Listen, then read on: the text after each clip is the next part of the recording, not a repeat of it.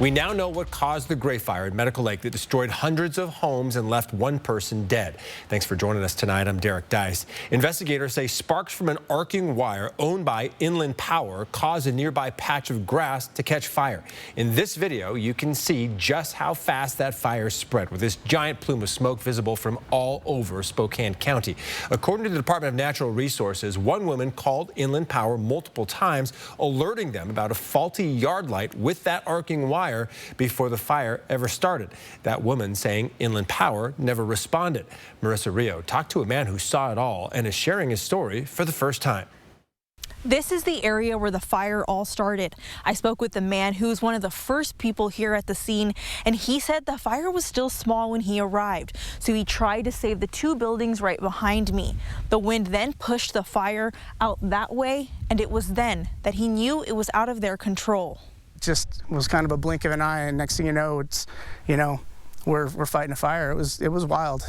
A scene out of a horror movie is now one of Dave's most traumatic memories. Dave was driving with his son when he saw the smoke.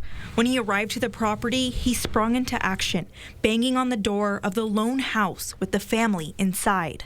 They did not respond, and I kept looking over my shoulder, watching the fire get bigger, and it was like, they need to get out here now because I have work to do. Once they answered, Dave jumped on a tractor to save the two wooden structures.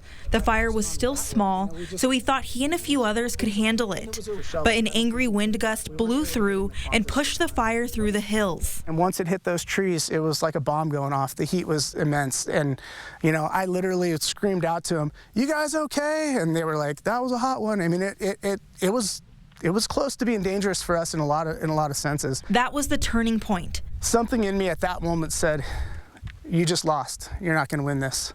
It's gone." Dave says the fire continued to race up the hills. It was all on the firefighters now. Walking through the property today, you can see the burn scars that are still etched into the land.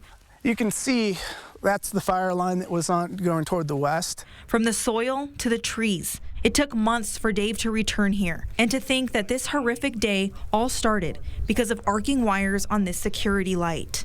You can watch the full interview with David Uhas on our website at KXLY.com. Reporting in the West Plains, Marissa Rio, 4 News Now.